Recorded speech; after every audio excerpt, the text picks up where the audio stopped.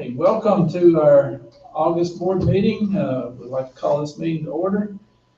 We always begin our meetings with our moment of silence, so please join me.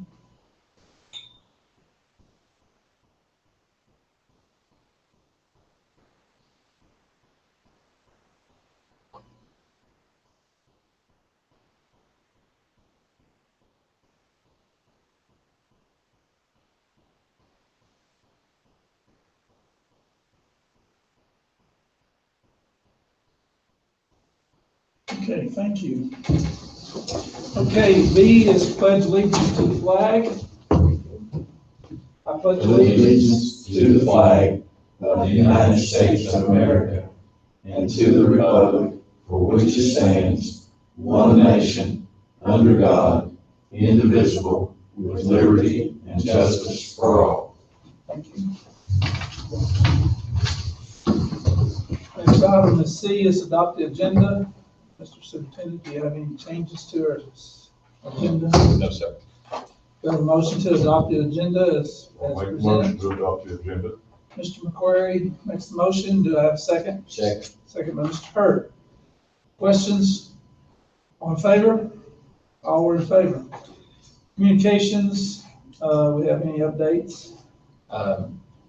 Not really. We can do a conversation relative to if there had been anything new to share about the facilities, but we have nothing new at this point. We're still waiting on some information from KDE, and Mr. Cheek is exploring the request to, with KDE with the idea of a retainer.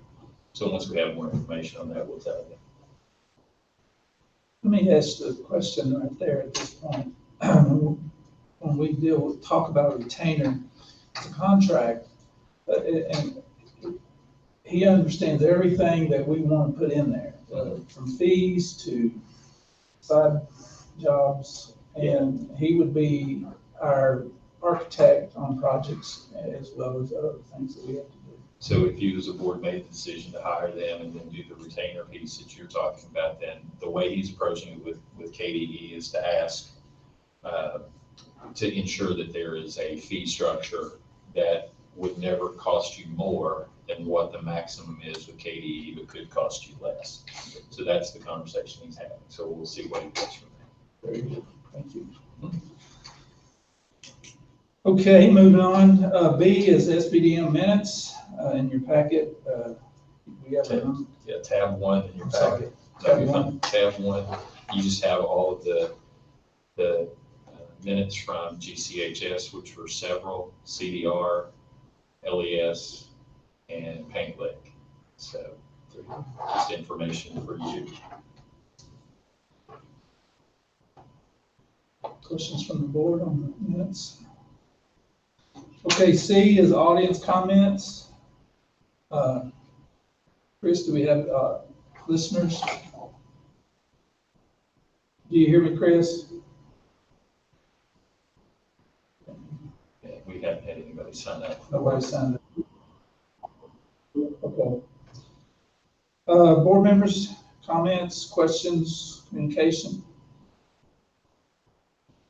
And Superintendent, I'm sorry, Mr. McQuarrie. Oh, that's fine, that's fine. I was thinking instead of raising my hand. Surplus equipment. That was in the updates in the working session. Is that upcoming?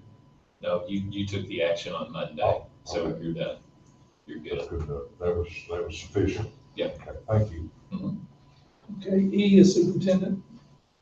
The only updates we have for you there is in tab 2, and that's the list of recommendations for employment, resignations, and then on the back side of that is vacancies that we still have.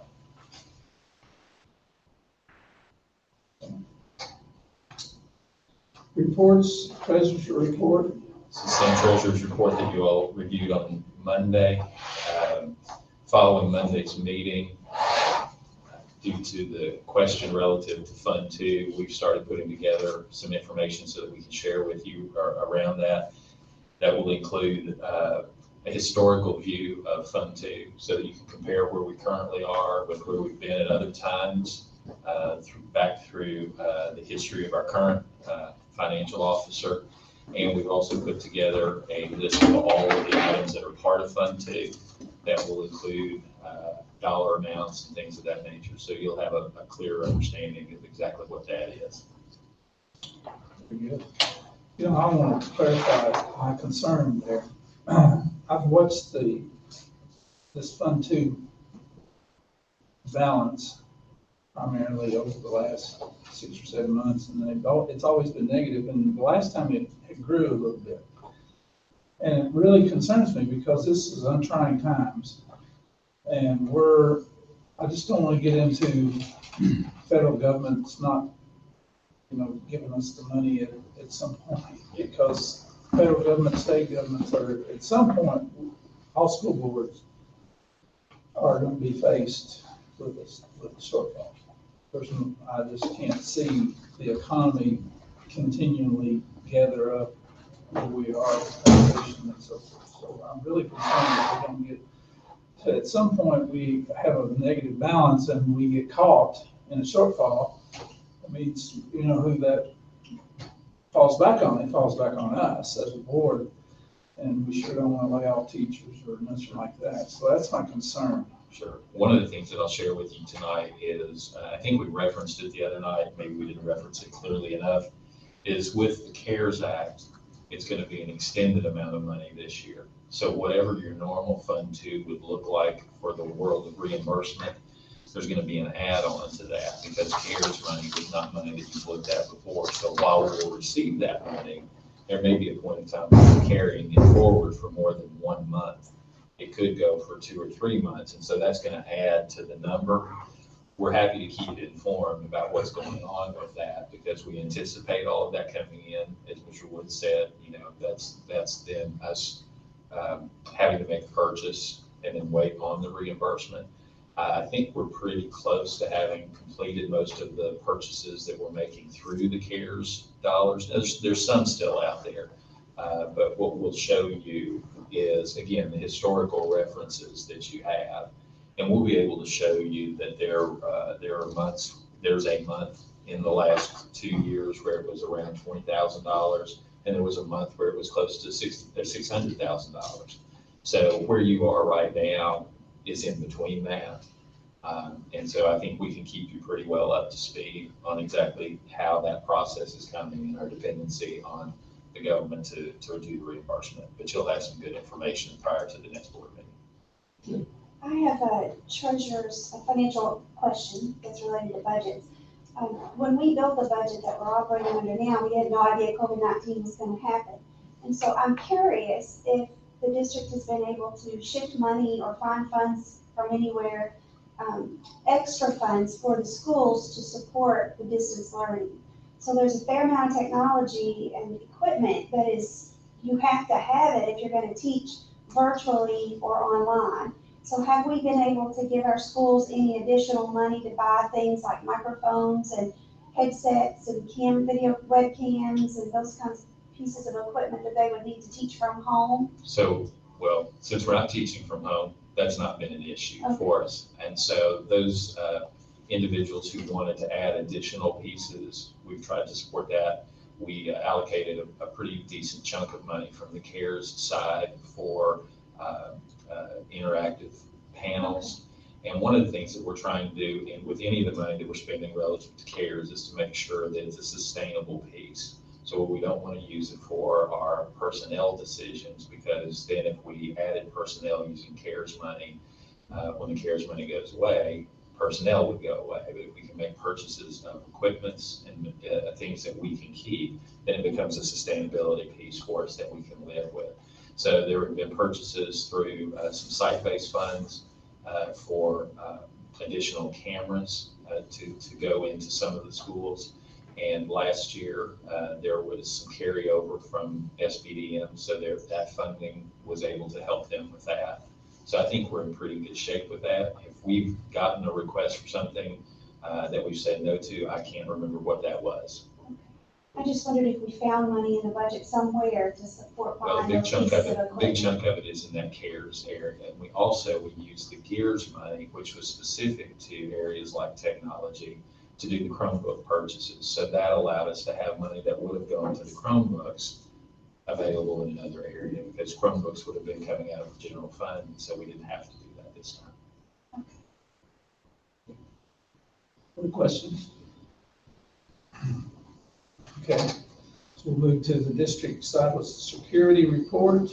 Mr. Chris? I'm fine. And I was going to apologize if something happens on the stream. I'm recording it and I will upload it later. So anybody watching, don't worry, I'm just not in that room. So this is the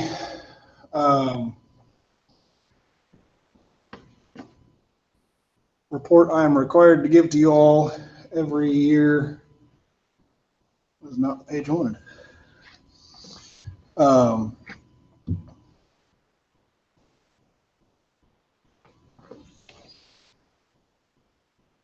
Sorry, I'm trying to make sure the stream is still working as well. Start presenting to the right screen. Security best practices guide. Sure, there we go. Basically go over what we're doing as far as our data security goes, because we house lots of personally identifiable information for both students and staff. So I normally just do this by going over the security or the best practices guide, running through that if you all have any questions. So point A is physical security. That's something that's actually being currently worked on. Our buildings are fairly secure. I know we've got a couple projects as far as kind of up in that by the door projects and some access control and that kind of stuff. But that's being able to physically access our information. File servers, print servers, web servers, they are all on the network. They are all secured basically by individual user IDs. So if you have a job where you need to access that server, you should have that right, that permission. If you don't, you don't. And we check on that fairly regularly to make sure that as people come and go in the district, their accounts are terminated or added or adjusted as needed. A lot of this stuff is kind of interesting because we don't run a lot of stuff in-house anymore. Really, we only have 2 servers that house student information that are web server. Actually, take that back. We don't have any servers that house student information. We have 1 server that houses staff information on site. Those do follow these guidelines. It basically is off by itself and has very limited permissions to it. We actually only have 2 servers on site that are publicly available. That is that staff server and my ticket system. So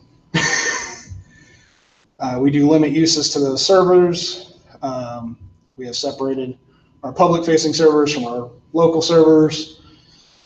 Patching is mostly handled by KDE's WSUS server. They have, and this is one of the nice parts of K-12 education in Kentucky, is the Ketz folks up in Frankfurt take on a lot of pieces that could be, and in a lot of cases in other states, each individual district has to handle. The WSUS servers and updates, as far as Windows goes, is one of those. They've got somebody up there that when those patches come out, they check them and make sure they're compatible with what we got, and they release them rather than each of the 170 odd districts trying to do that at any given time. Third-party applications are patched by a program called PDQ.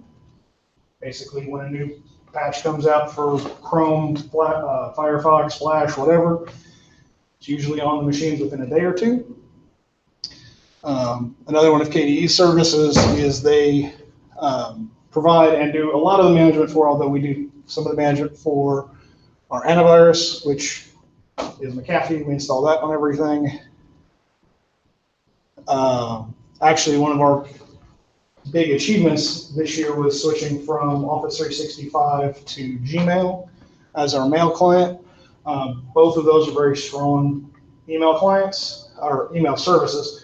I think Gmail is a little bit better about making the user aware.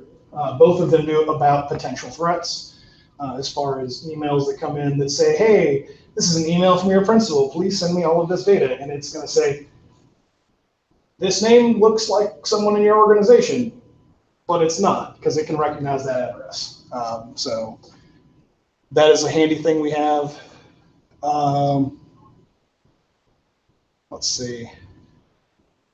Access controls and account permissions, I kind of ran over that a little bit ago. That's been an ongoing process as far as our onboarding and offboarding process, but over the past couple of years, especially with the changes as far as Google goes, we've gotten that down pretty good.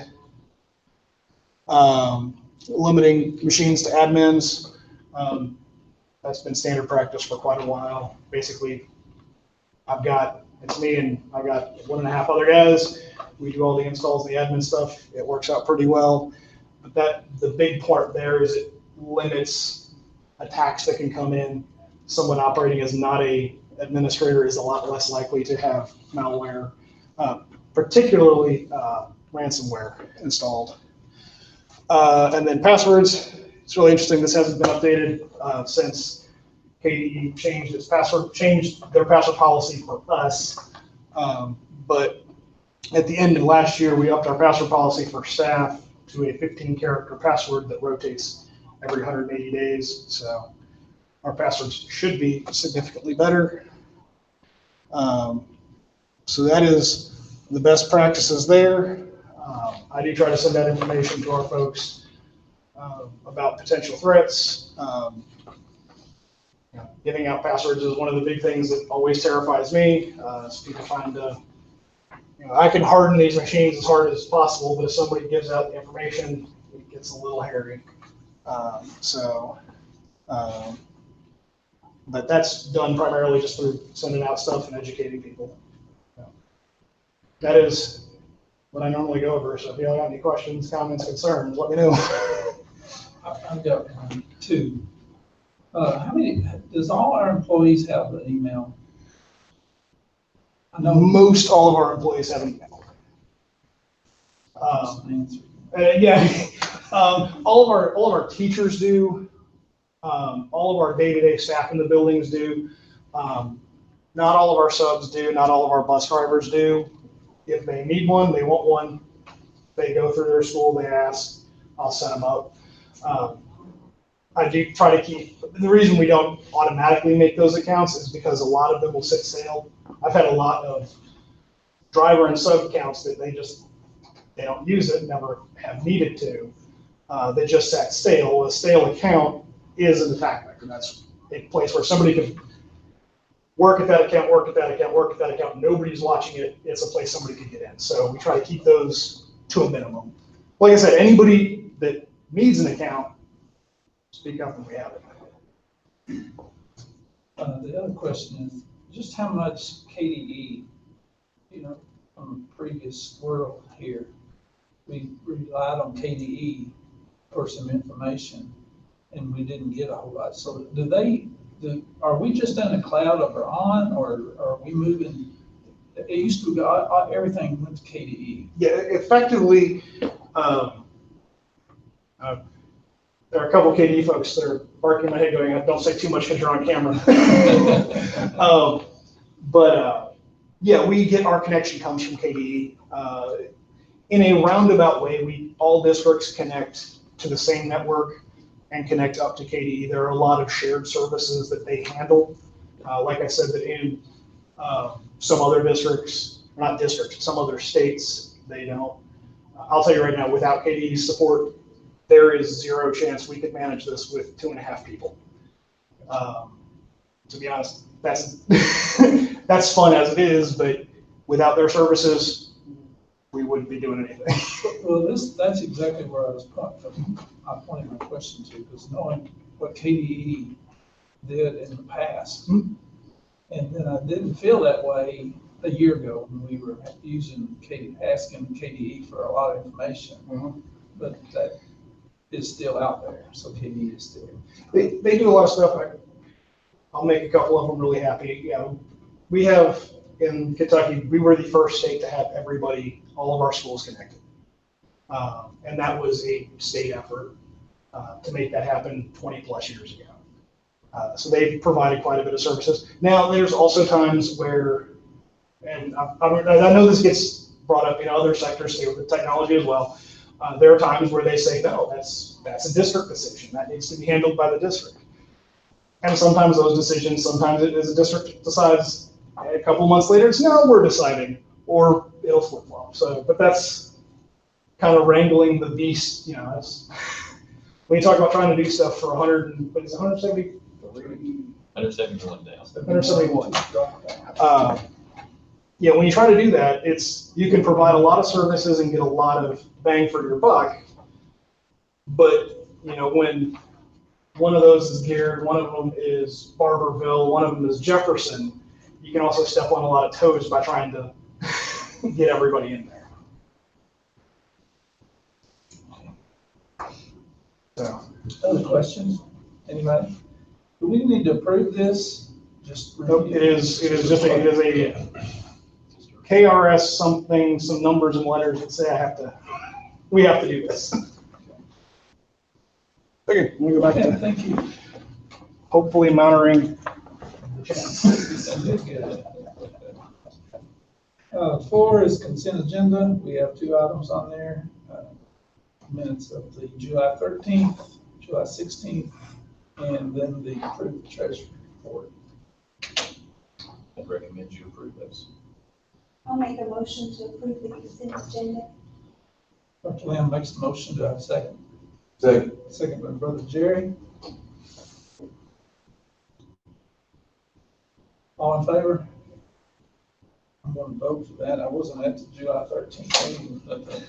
So you If you want to want make that, and Connie, was it? to catch us up on I'm not caught up, You're on that. I'm still in communication. I'm on updates. I want to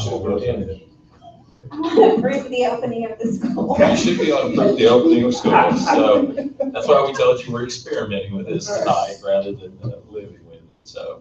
But that's fine. So you still have your hard copy there, and we'll walk you through, and I'll keep you informed on that. So, but that's good to know. So thank you all for sharing that. It's good to know. I thought maybe I might be the only one. I don't say. I saw those updates.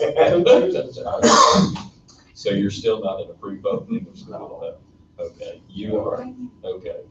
So you've done something special there. So congratulations, Dr. Lane. I win. Okay, we took a vote, didn't we? All voted, yes, okay. Action agenda, So the first item is approve the opening of school, and this is just formalizing what we did a few days ago, and informing everyone that we are opening in an all virtual setting. So I would recommend you approve that. okay, recommendation by superintendent, that Garrett County Schools shall open August 26th, let's put the dates on that. Yes, August 26th. Wednesday, All August 26th. virtual setting. Have a motion to approve that. I'll move. I'll second. Brother Jerry made the motion, and Mr. McQuarrie made the second. Further questions or comments? Well, Go I ahead. guess. the Just comment noticed your eye, Coach. We have to do what we have to do, but I, like a lot of other people, are quite disappointed that we couldn't go in session learning. And I'm just like I made a statement the other day, is that, you know, I'm just tired of all the kinks. I like to get into how can we make it work and safely make it work, but accommodate what I feel is a real need out there, and that's in-person education. I think we all agree. Yeah. But I thought I just want to put that out there. I like what Mr. Stowe, I want to kind of get in a conversation with all of us, because this is important to our community to hear what we have to say. I thought Mr. Stowe had a real good comment about that there are districts out there that we can watch, some similar to us. And whether I call them the guinea pig or not, they're not. They're courageous, I think. And but we all know learning, and Mr. Stowe also brought up some real good, as he and I have talked, the learning of young kids, young adolescents, up to, seniors and high schoolers are all have different learning styles. And some of them are so dependent on in-person. And we that's been around education knows that very well. And we know that the bottom line to that is the safety of your kids and the liability. And that was well put in the newspapers and as well as the TV channels, that local districts will have no liability coverage. And I'm not afraid of that, but at the same time, I'm really afraid that I don't want our kids to be exposed to something that we created for them. That's an issue for me personally.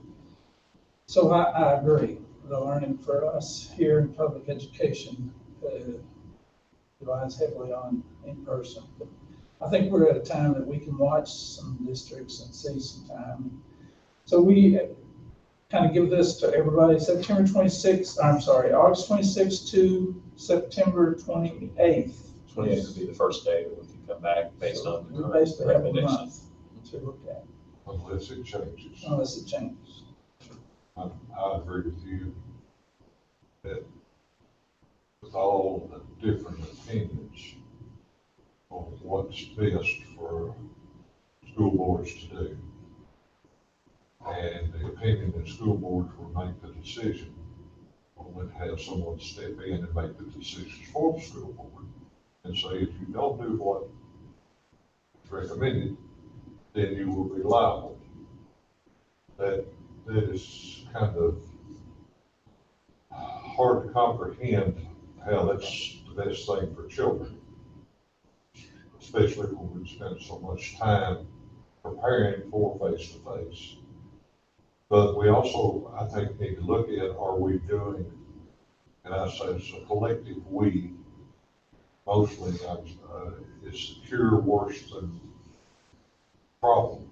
Are we creating problems like Mr. Hurt said? The kids being at home, is that doing more damage than taking a chance that they could be face-to-face education system and come back to school or not? And I don't think anybody's ever reached a decision on that. And that really concerns me, because children seem to need interaction with other children. And it's kind of under these conditions, and it's kind of hard for people to understand and really make a decision on that. I guess everybody is trying to make the best decision they can, but it's just very perplexing times, and I would rather go back to school, as Mr. Hurt says, but given all the other circumstances, I don't think we can at this time. And I hope no lasting damage is done. It's like Mr. Woods has said in the past, and I think I've repeated it years ago, or I said it years ago, and Mr. Woods and I have repeated it in the present, but we just have to make our best decision and do what we think is best. I think we've done that. And that's all I've got to say about that. I think you summed that up well. We're in a new normal, so we must create a new normal. Well, as a board member, I'm just sick over it too. I know kids learn best in that in-person setting. But as a board member, for me, I would rather err on the side of caution. But if a kid came to school, elementary, all the way through high school, contacted the virus, took it home to mom and daddy, they were in contact with grandma and grandpa and great-grandma, you can see how things could go downhill pretty fast. And the opposite is they could catch something at home and bring it to school. Exactly. So it's. Well, the reality of the whole thing is there's absolutely no way by the 28th of next month that it's going to be eradicated. there's absolutely no way in the world that it's gonna happen based upon the information that we receive. So then we're gonna be challenged again next month in the same token that we are challenged at this particular point. And the headline news is the supposed virus for whatever reason it may be, but the back page news and the abstract news is all of the collateral damage that's being suffered by individuals, whether it be children, whether it be teachers, the community. There's a lot of collateral damage, and that's concerning too, because that is just as bad as the virus itself. I would agree with everything that's been said, but I also think that at this point, we don't have much choice. We're kind of locked into doing this, so I think we could spend a whole lot of our time talking about why we have to do it, but for me, I'm thinking about how are we going to determine, how are we going to recover from it. So we know that when kids are not in the classroom, the level of learning that transpires is not equal to what they would have if they were sitting in a classroom with a teacher. So at some point, we're going to have a conversation about how do we assess where our kids are and what can we as a district do to catch them back up to where they need to be and move forward with it. So I don't know where we're going to spend all of our energy. And to me, it's figuring out what can we do to catch our kids up and get them back on track where they need to be, whether that's in a virtual framework or back in the classroom. I see a lot of work that needs to be done, and as a board member, I want to support that work the best that I know how, but I don't think that we have a choice at this point in time, and I'm not sure we'll have a choice on the 28th to go back to the classroom. So between now and then, we might as well be talking about how can we assess where our kids are and how can we catch them up, get them where they need to be. So we will be assessing. We've already started the process of determining how we can use the materials, equipment, and platforms that we have access to assess where the kids are and start determining how we can do that. This week, KDE gave guidance that said we could provide supports for students who need tutoring or interventions, and we think we can make a pretty strong case that almost all of our students could utilize some intervention and some tutoring. And so we'll work to figure out how we support that. We'll be releasing information about hotspots that will be mobile in the district. We actually have a meeting tomorrow morning that will give our staff an opportunity to talk about that. We'll talk about how that connects to us connecting with other partners. We have churches that are working with us. We have limits on things that we can do. For example, we can never go above 15% capacity in our schools right now. So we have to understand what that is and figure out how to use that. No individual meeting can have more than 10 in it. So we'll adhere to that. So we'll comply, but we want to do it in such a fashion that, again, it shows the capability of us to return to school. So we're very hopeful that schools that open up will be successful in their return. And we can look at what they do, and if we need to tweak a plan, we'll tweak a plan. But in between, we want to make sure that we're finding ways to do in-person with our kids. That's not full-blown in-person, but in-person because we believe what you're all talking about, that we need to be with those kids when we can. And so we'll continue to work toward that. You have staff who's worked really, really hard to get ready for that. This has been an exciting week. Because if you've been around buildings, you've not just seen adults in cars, but you've seen kids. And it's been a fun experience.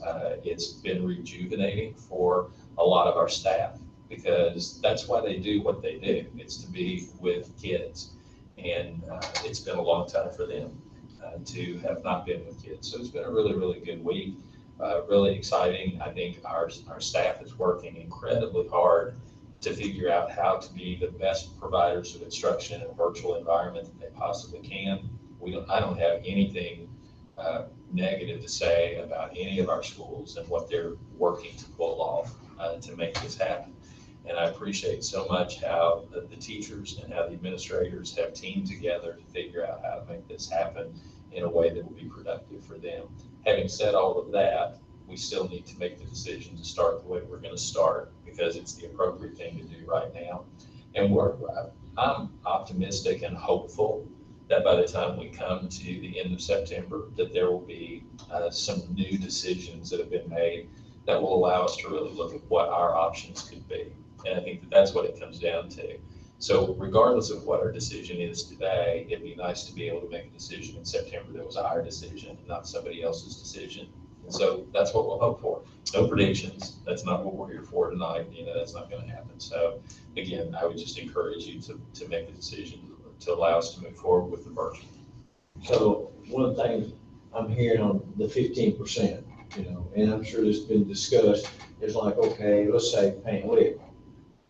Every 9th day, can 15% of the students come into Paint Lick Elementary and meet to go over whatever needs to be go over? And same way with the other schools, and maintain that quota. I don't know if that's something being looked at, I don't know what's something practical, but it's something hopeful. Yeah, that's what I was sharing. We're exploring those options. We're trying to figure out how we can do this, and we would love to be the leaders in it. We'd love to be the ones who figure out neat, innovative ways to get with our kids, and we have staff who are really working on doing that. They're really digging into how that works, and we want to meet the needs of all of our kids, wherever they happen to be.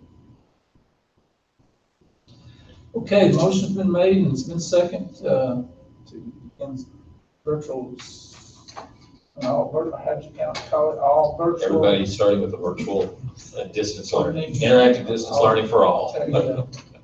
Okay, all in favor? All were in favor. Okay, B. So we had talked the other night about the potential to approve an agreement with Sherman Carter Barnhart for the K-Fix piece, and we shared a variety of options and things that could go on. So what I would recommend is not the approval of that, but recommend the approval for us to pursue a waiver of our current facilities plan and confirm that with KDE next week. And if we can't confirm that, then we'll come back to you and revisit this. So my recommendation would be that you approve us investigating the waiver. Okay. So let's get our agenda here lined out, Mr. Stowe. So we're going to approve a waiver of the exploration of the waiver. C, then we would delete. I'll ask you to table it. Okay, gotcha. Okay. So we're going to strike out the agreement with Sherman Carter Barnhart for KFIS reporting at this time and put in approved waiver facilities. Questions before we ask for a motion? Any clarification on that item now? Okay. Do I have a motion to approve the waiver?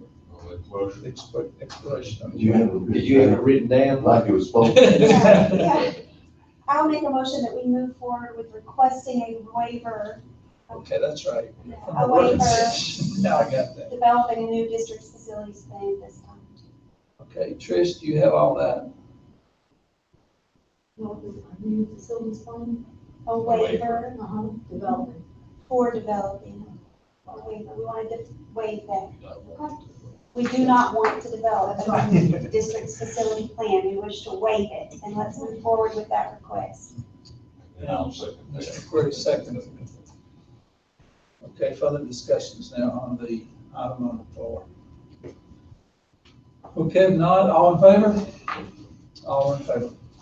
So item C, I would ask you to table that item. Do I have a motion to table C for the membership of the Garrard County School District Facilities Plan Team? So moved. Brother Jerry makes a motion to table and second by Mr. Hurd. What happened to your eye there? I just now recognized it while ago. Somebody's been You say somebody. fighting. Okay, further discussions on that. All in favor of table?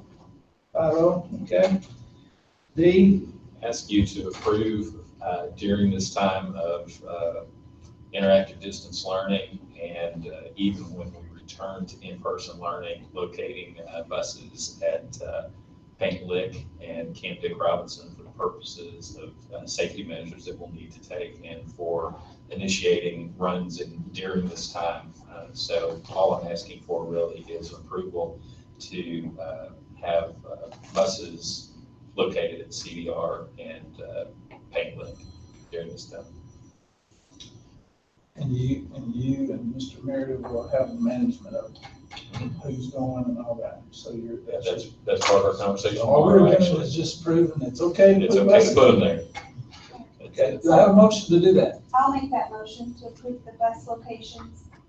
Okay, Dr. Lamb makes the motion and second by Mr. McQuarrie. Other questions, comments? Okay, let's vote. All in favor? 5-0. Approve the agreement with Community Action Council at Head Start. We came to you last month and asked you to wait on this until your attorney had an opportunity to look at it. And he has had an opportunity to look at it, and the Community Action Council has adjusted based on his recommendations. So we're okay with coming before you now and asking you to approve that for this coming year. Okay, do I have a motion to approve the agreement with the Community Action Council, the Head Start program? So moved. Brother Jerry makes the motion. Do I have a second? So, Second by Mr. McQuarrie. Other questions, comments? Mindy, I see her up there. She talked on Monday. Okay. All in favor? All were in favor. So item F, I would ask you to approve the change of a job description from a curriculum resource teacher position that was a district report to a curriculum resource teacher that is a building level report.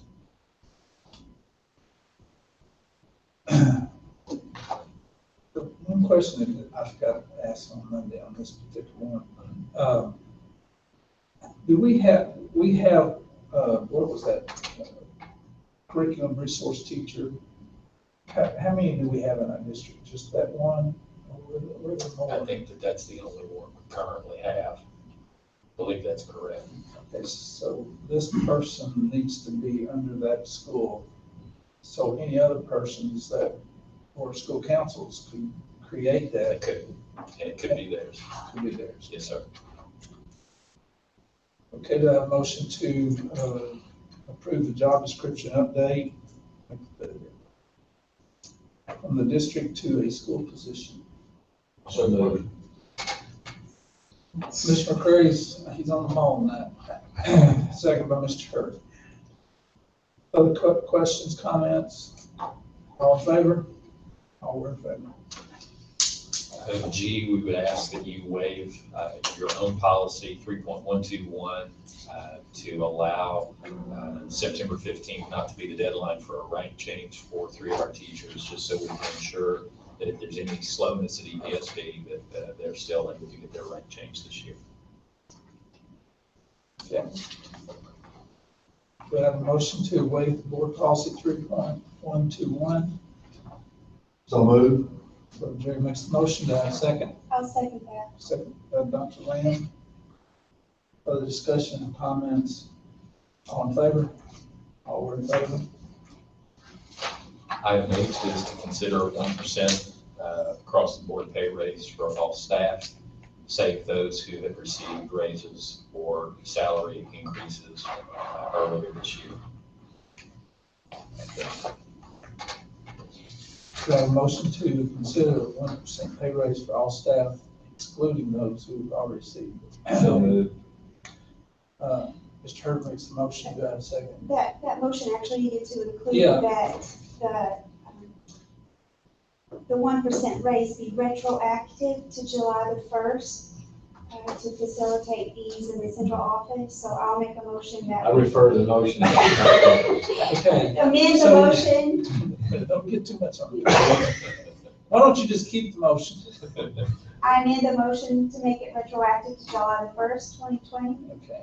Now we got an amendment. Do I have a second to that amendment there? I'll second that. Mr. McCreary, Trish, just Okay. got it all Dr. Lamb and Mike. right. So That means that one, Kenny's died on the vine. he, No, it's still. They just amended his motion. Okay, just amended it, okay. I just want to make sure we get the amendment down here. Now, we have to vote on the motion now.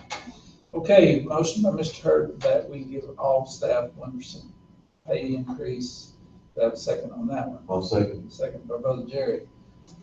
Further discussion on that? I had a call from a community member questioning this, and I just want to make it known, just in case there are others that still don't know.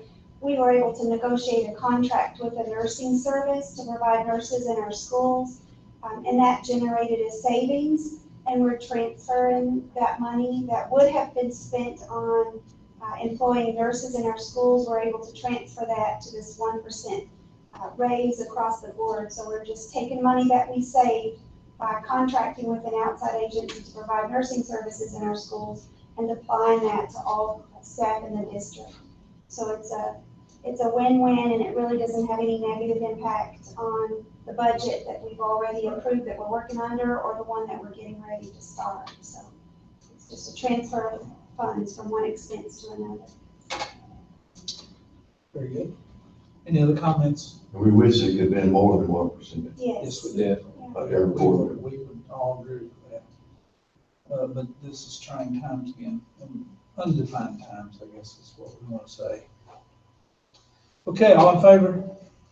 All were in favor?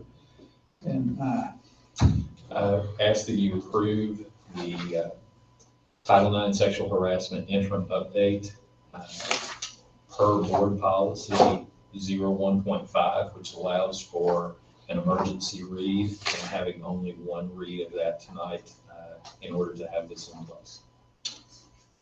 okay, do I have a motion to approve the Title IX sexual harassment interim update policy 1.5? I'll make the motion. That takes care of all these other policies underneath, right? It does. When you approve this, you'll be approving all of that, all those components. Okay, Second. Mr. McQuarrie made the motion, second by Brother Jerry. Further discussion and questions? All in favor? All were in favor. Jay, Ask that you approve the professional growth plan of your new superintendent and the original 30, 60, 90-day plan, allowing me to comply with the new superintendent training. do I have a motion to approve the professional growth plan and original 30, 60, 90 plan for Mr. Stoll for superintendent training requirements? I'll make the motion. Mr. McQuarrie makes a motion. Do I have a second? Second. Second by Mr. Hurd. Further discussion, comments? All in favor? All were in favor. Item 6 is to adjourn. Do I have a motion to adjourn? So moved. Mr. Hurd, Second. second by Brother Jerry. All in favor? 5-0. Thank you all. Very And good. that includes that 3 Well, weeks. it does.